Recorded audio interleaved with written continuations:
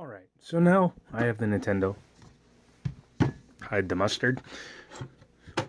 Sitting here. And I have the game out.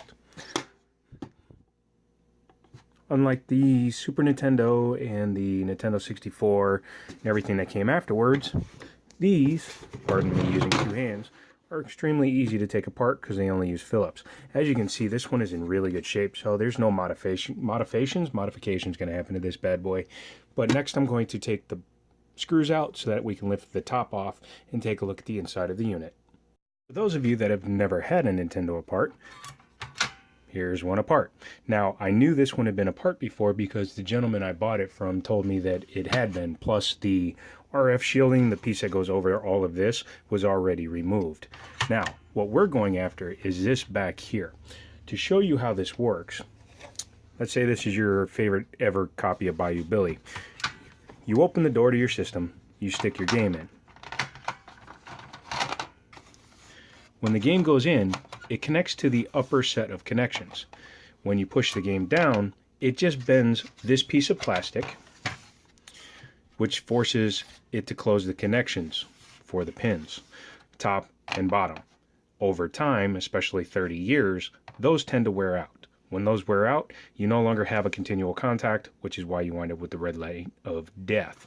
I'm happy this one is so clean inside. Obviously, it had been worked on before, but as you can see, there's no corrosion, which is always a worry that you could run into. So, next step is to take this stuff off and get to the pin connector at the back. Man, Nintendo loved them screws, didn't they? It's part of the reason why the system lasted so long, because it was so overbuilt. Coming to the board here, as you can see, I've taken that piece off. Now we're left with this. The 72-pin connector literally just is slid on there. It's not held on with anything until you put everything back together, and then it's held down with the screw. So, next step is to swap this out, put it back enough together to test, and then we will do a complete reassembly. So, I'm going to go away, finish it, come back. Putting the pin connector on. It just occurred to me I forgot to show you the new pin connector. This is the old one, and this is the brand new one. Obviously, it's not Nintendo, it's all third party, but it will work for our purposes, and hopefully it will continue to work for quite a while after it's replaced. I think it was $9 shipped, so if that works, I'll have $59 into a complete boxed classic control deck Nintendo. Back at ya. Okay, now here it is. It's back in front of the television, and we are going to turn it on. Again, sorry about the coughing. It's a very tight fit for the cartridge, and I'm going to mess with that as well, but let's see what happens. Red light is staying solid, but I'm not getting any video up there. Now, that could be a couple of things. One of the things, ooh, come on, white balance, there we go.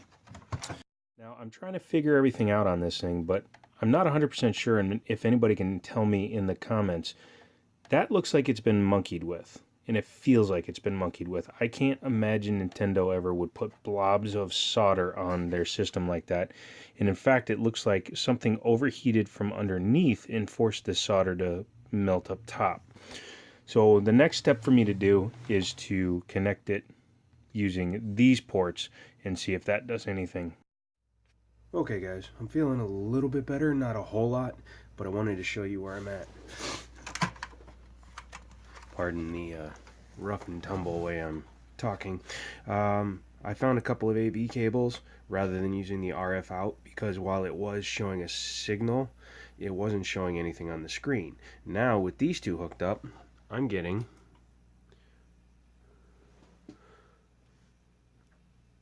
it's black and white, so I'm not sure if I have the right cables hooked up, but that's next, so I'll be right back.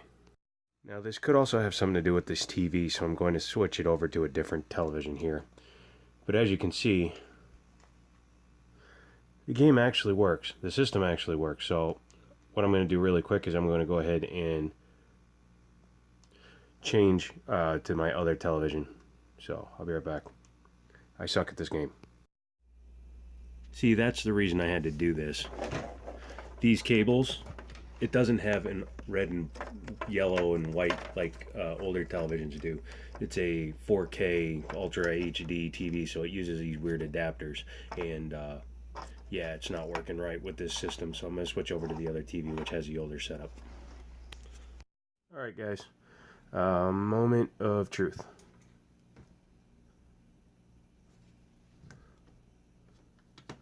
And that's exactly what I thought it was. So it was the television was incapable of processing the signal from something this old. And now, as you can see, it works good. So I'm going to try a couple of the games in here. This is Tengen Baseball, so we'll see what happens next. I suck at this game. Foul!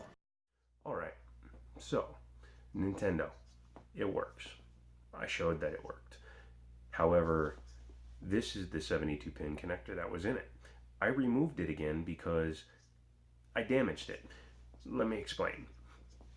If you recall from the video, the game that I put in there, the Tengen RBI Baseball, was super tight on this connector.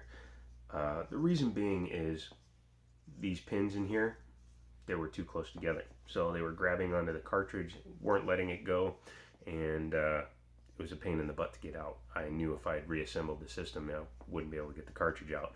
So I modified this a little bit in order to make the cartridge looser, but I damaged a couple of the pins. It happens. I ordered this one from a US supplier, and I'll order another one from another US supplier. Hopefully it'll be a different batch. They seem like they're a very, very simple design. So I'm sure there's plenty of people out there that make them. Hopefully the next one will be a little bit looser fitting, and I can make adjustments before I install it. That was the other thing I did that was wrong. I tried adjusting it while it was still screwed into the system, which I think, you know, was not smart because I wasn't getting a good angle on it. But yeah, otherwise, because this was $3 and another one will probably be $3 to $7. So for about 60 bucks, I have a complete, not complete, but a boxed Nintendo control deck with 2 controllers. It's not complete because I don't have the manuals that came with it, but I can get those on eBay. It's hard to argue with that, especially when you compare it to the NES Classic, which I have, which was $60, and that's just an emulator, and then it only comes with 1 controller. And if you wanted another first-party controller, I have them. You saw when I did the unboxing. They were only $10 list, but they're impossible to find now. I think they were recalled or blown up in an explosion. I don't know. But yeah, they're impossible to get. So it's cheaper to buy an original system, believe it or not. Although some people prefer the emulated stuff. Plus the HDMI, whatever, to each their own. I thought it looked pretty good when it was on my smaller 32-inch TV. So yeah, as soon as I get another 72-pin connector, I will pop it in there, and then I'll have a working, very clean actually, Nintendo system. So keep your eyes open for that. I will do a full video once I have it put back together. No, I won't. So anyways, that's the story of the $50 boxed Nintendo. If you have any questions, let me know. Any comments, let me know. If you'd like to subscribe, that'd be great. I'd love to have you come along. Sorry, I'm running out of the ability to breathe now, and I'm starting to sweat, which I don't like. So I'm going to end this video now and go to bed. So until next time, talk to you later.